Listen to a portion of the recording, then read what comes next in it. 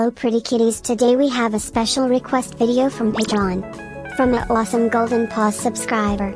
Spooky Grease has requested that we make today's video spooky. So from r/scary stories. By Rick the Intern. Here's corpse dirt. We didn't know where it had come from. We didn't care. We got it on the cheap for the construction of our new house.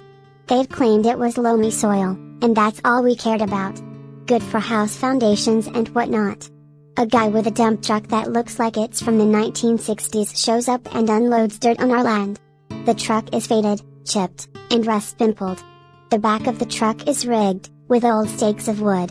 The guy has a mustache that looks like two fat, hairy worms through the distorted glass.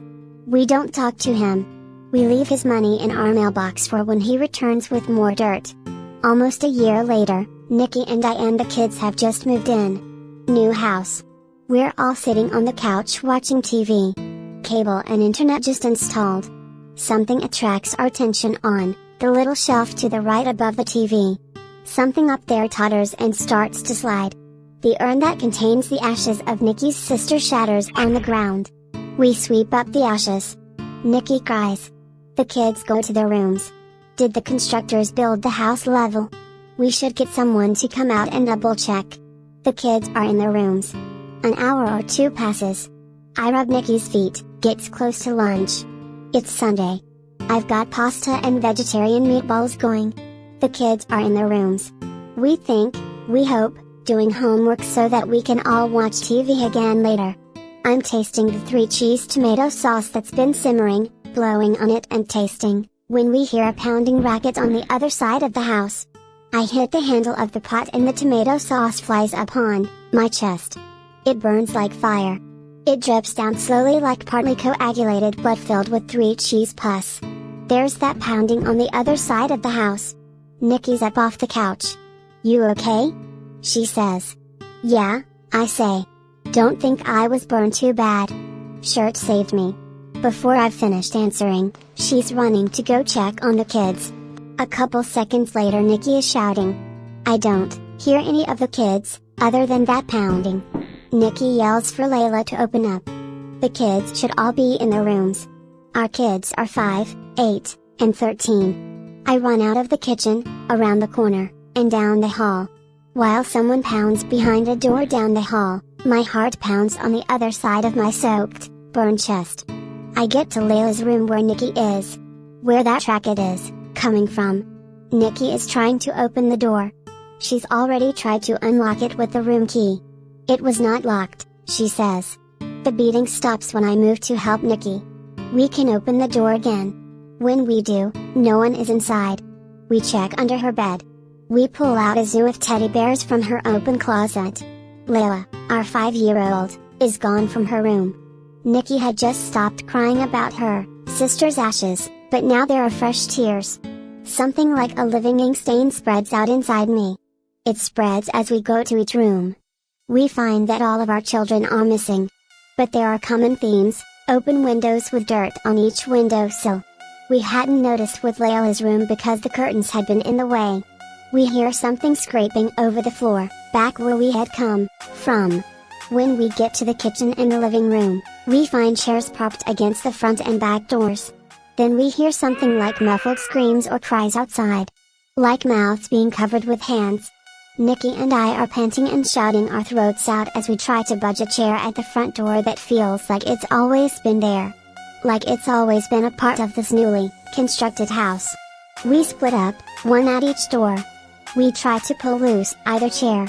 The front and back doors are wedged shut with chairs that will not move. We sprint around to the windows. The ones around the living room and kitchen are all jammed, and we can't open any of the bedroom doors. Memories we've had with Layla, Emily, and Zoe flash through my mind. I don't want to know what Nikki is thinking. I'm more afraid than I've ever been, angrier than I've ever been. A hacking, splitting noise startles me so much I release my grip on the chair at the front door and fall down.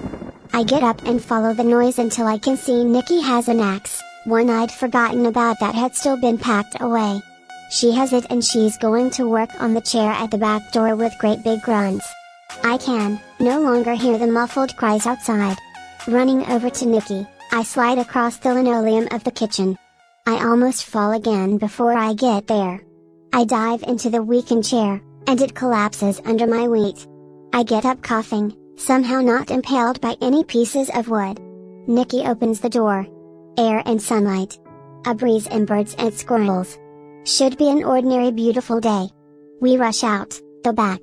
We don't see the children out there.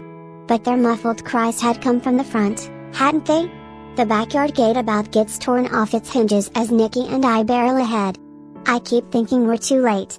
Then we see them. They're out there, about halfway between our house and the street.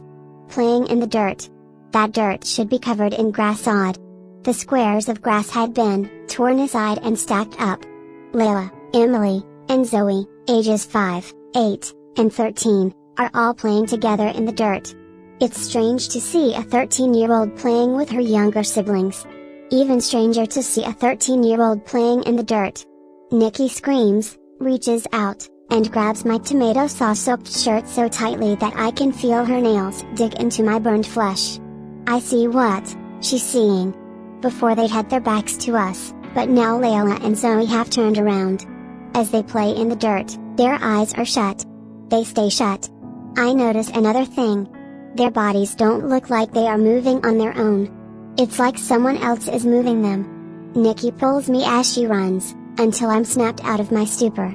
We're expecting the kind of struggle we'd had with the chairs. There are no axes we can use here, though. These are our children. They have a pulse. They are breathing. Nikki and I try to move our children, who dance in our arms. Something has them and won't let go. Something strong. It smells foul. My initial thought is that one of our kids has soiled themselves, but it doesn't smell like that. We struggle, afraid to use too much force and afraid to use too little. Layla murmurs vomit, her eyes still closed. It covers her like the bib of tomato sauce on my shirt. Only after a passing car honks are the children released. Nikki and I try to push them together so they don't get hurt from falling. Parental instinct. Later, our children sleep into the night, but by then we are staying in a hotel. They wake up muddled. They remember nothing after going to their rooms. Nikki and I call around as one night at the hotel stretches into a week. Like before we bought it, we don't get much info about the history of our land. But, thinking about how our kids had been playing, or forced to play, in the dirt of our yard, I recall the creepiness of the guy who had delivered it. We tried dialing the number of our dirt guy. It had been someone who had responded to our request for various construction services in our area. We hadn't even asked for dirt on that form, but they'd replied with such a cheap price.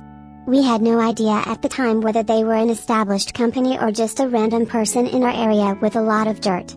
When we call, we get the message that the number has been disconnected. So we go back and view the posting history of our dirt guy on the forum they replied on. They don't have any other posts. But when we check their profile, we see this line and only this line in their profile box: "The worms crawl in, the worms crawl out." I'd never heard it, but Nikki says it sounds familiar, so we look it up. It's from the Hearse song, which first became popular during World War I. Seems like no one knows who came up with the song. After that, we do a search of local cemeteries. We find an article about a nearby cemetery that decades back had been discontinued and the graves all moved because someone kept digging up and playing with the corpses. When we search the disconnected phone number for our dirt guy, we find that the number had at one time belonged to the defunct cemetery. Our children are alright, but it worries us to no end when we wonder what might happen if we stay. Nikki and I are debating whether to put our house on the market or bulldoze it. Well, that was pretty spooky. Hope you all enjoyed this video. This video was brought to you with the support of these Patreon supporters: Sam and Spooky Chris. Thank you so much, kitties. Until next video. Stay pretty, kitties.